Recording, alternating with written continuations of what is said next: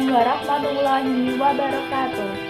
Perkenalkan, nama saya Ustazah Hasanah, NIM 127 dari Prodi Ekonomi Syariah kelas D semester 4. Di sini saya akan membahas tentang kasus sewa mobil yang diakhiri dengan kepemilikan mobil oleh si penyewa. Jadi ceritanya itu seperti ini. Pak Andi menyewa mobil milik temannya, dan ternyata mobil milik temannya tadi masih dalam proses kredit.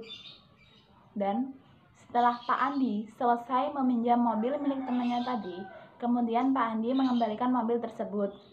Tiba-tiba temannya bilang kalau dia mau pinjam uang pada Pak Andi untuk bayar angsuran mobil tersebut. Sebenarnya teman dari Pak Andi pengen menjual mobil tersebut, tapi sayangnya angsuran dari mobil itu belum lunas. Akhirnya Pak Andi bersedia untuk membeli mobil dari temannya itu dan membayar angsuran yang belum lunas itu.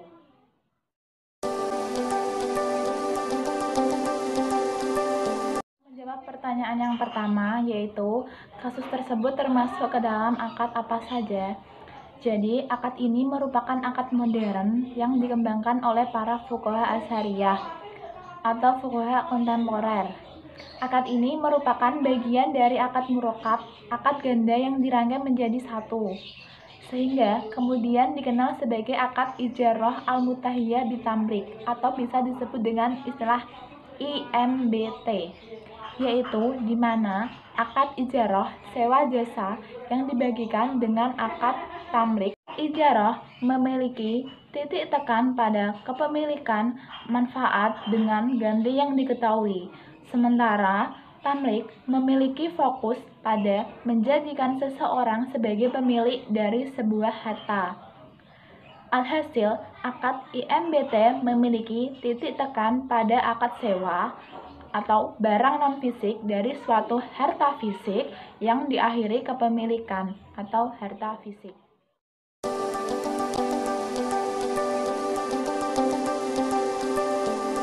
Saya akan menjawab pertanyaan yang kedua, yaitu apakah syariat melegalkan akad ini? Jawabannya yaitu sudah pasti akad IMBT ini tidak akan kita temukan pada bangunan konsep lama fikih.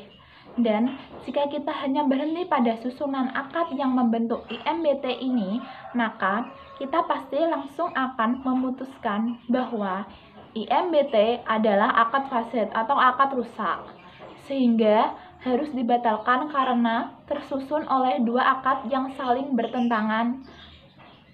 Mengapa? Karena ada dua tujuan akad yang saling bertentangan, yaitu yang pertama, akad sewa atau ijarah, yang seharusnya berhenti pada kepemilikan manfaat yang dibatasi oleh waktu. Yang kedua, yaitu akad tamlik, yaitu merupakan akad perpindahan hak milik, dan itu hanya pada jual beli atau bai. Dan akad bai dipandang sebagai akad mutanakid, sehingga batil. Sementara itu, dalam ranah kajian fikih, khususnya fikih Syafi'iyah, ada sebuah kaidah bahwa istilah dalam akad itu ditentukan berdasarkan tujuan dan makna, bukan berdasarkan lafal dan struktur yang membangunnya. Dan tujuan dari IMBT memudahkan orang untuk memiliki suatu barang yang dibutuhkan. Kebutuhan ini merupakan ilat hukum yang dikuatkan karena banyak teks syariah yang karena faktor hajatun nas.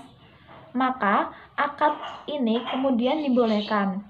Jadi Allah berfirman dalam surah Al-Hajj ayat 78 yang bunyi seperti ini. Wa ma ja'ala 'alaikum fid-dini min haraj. Yang artinya yaitu sebagai berikut. Tiada dijadikan agama bagi kalian itu untuk mempersulit.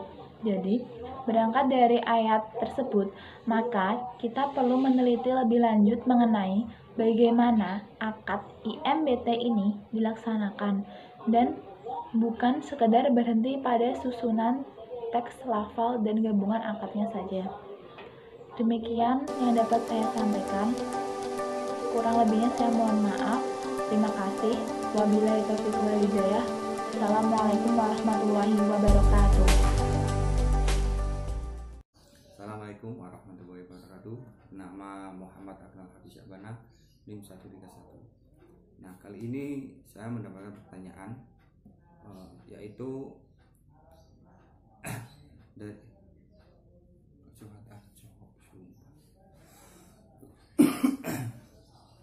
Assalamualaikum warahmatullahi wabarakatuh. Nama Muhammad Akmal Hafiz Syabana, NIM 131.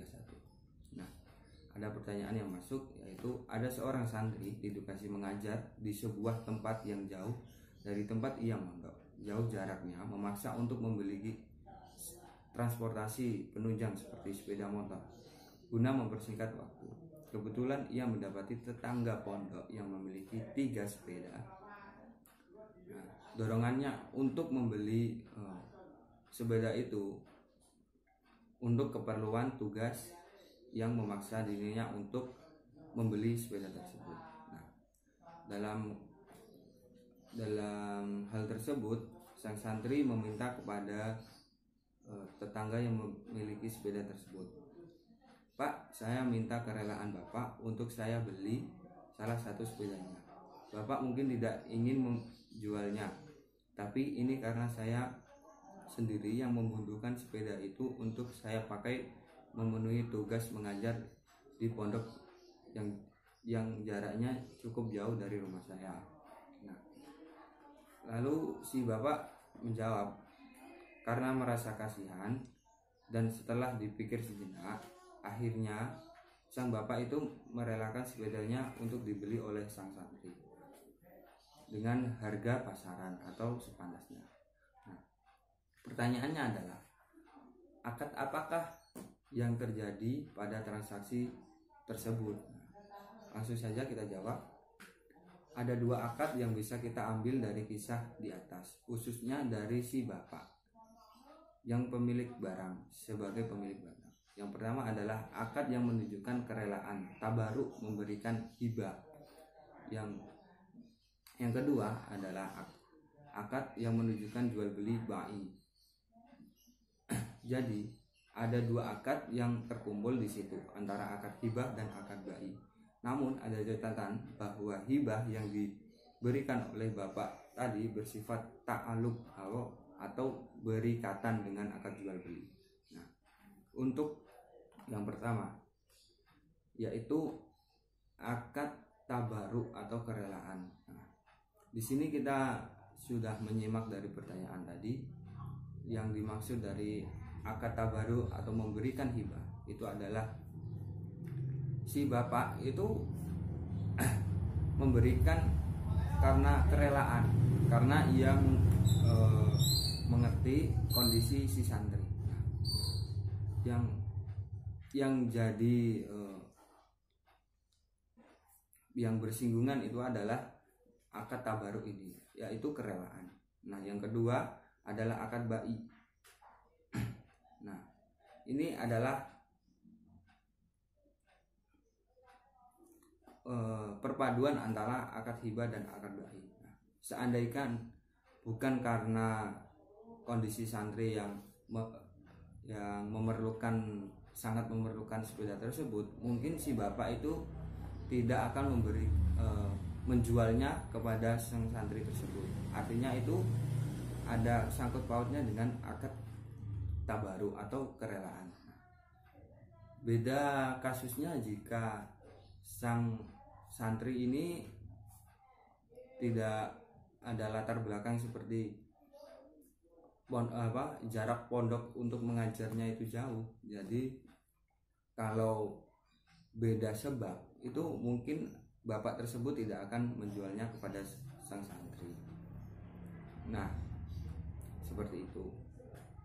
Nah, mungkin cukup sekian dari pertanyaan yang bisa saya jawab. Kurang lebihnya saya mohon maaf. Di sini saya mengambil kasus tentang penyelewengan akad dalam perbankan syariah. Pertanyaan dan jawaban saya. Pertanyaan saya ialah bagaimana transparansi akad yang diterapkan oleh perbankan syariah pada setiap produknya. Adapun macam-macam akad bentuknya banyak sekali. Antara lain yang pertama adalah Akad wadiah. Akad wadiah secara terminologi ialah mengikutsertakan orang lain dalam pemeliharaan harta, baik dengan ungkapan yang jelas maupun isyarat, antara orang yang menitipkan barang dengan yang dititipi. Yang kedua adalah murabahah, ialah memukul atau berjalan. Maksudnya adalah proses seseorang memukulkan kakinya dalam menjalankan usaha. Suatu kontrak disebut murabahah karena pekerja biasanya membutuhkan suatu perjalanan untuk menjalankan bisnis. Yang ketiga adalah akad musyarakah. Akad musyarakah adalah pencampuran dua bagian atau lebih sehingga tidak dapat lagi dibedakan satu bagian dengan bagian lainnya. Yang keempat adalah akad murabahah, ialah akad jual beli barang dengan harga jual besar hingga biaya perolehan ditambah keuntungan yang disepakati, dan penjual harus mengungkapkan biaya perolehan barang tersebut kepada pembeli. Yang E adalah akad salam bermakna pembelian. Yang F, akad ijaroh. Ijaroh sendiri itu berasal dari kata al-ajaru yang berarti dapat dimaknai sebagai ganti, sehingga dapat dikatakan adalah upah. Yang G adalah akad qard, ialah pemberian harta kepada orang lain yang dapat ditagih atau diminta kembali. Dengan makna lain, meminjamkan tanpa mengharapkan imbalan. Jawaban dari pertanyaan tadi adalah hasil studi yang dilakukan oleh Rifaat Ahmed Abdul Karim, Sekjen IFSB Malaysia, dan Noraini, peneliti IIUM, Simon Acer, peneliti UK, melakukan penelitian terhadap transparansi produk perbankan syariah dengan jumlah populasi 14 negara, menunjukkan bahwa transparansi pada bank syariah masih kurang terkait dengan resiko disclosure pada setiap produknya. Syariah diantaranya adalah yang pertama, akad tunggal. Jika bank berhadapan dengan pelaku usaha, yaitu keuntungan pihak bank tidak melakukan akad kedua saat pinjaman mudharabah berakhir, apakah dana pinjaman rugi atau untung, sehingga nasabah dalam hal ini pengusaha biasanya dirugikan apabila dalam usahanya mengalami kerugian. Hal ini tidak memenuhi syarat adanya keterbukaan. Yang kedua ialah tidak terpenuhinya persyaratan kepemilikan mutlak, di mana pihak bank berperan sebagai pemilik modal seakan-akan juga sebagai pemilik, belum menjadi milik mutlak, masih milik para pengusaha lain. Hal ini sangat merugikan nasabah karena harga dan bentuk barang masih belum jelas. Yang ketiga adalah dana titipan nasabah berupa wadiah, yad damanah, banyak dilakukan dengan akal-akalan karena penggunaan istilah qard menjadi wadiah, padahal sesungguhnya barang titipan tidak boleh digunakan tanpa seizin pemilik barang. Yang keempat adalah biaya administrasi dan bentuk-bentuk biaya lainnya.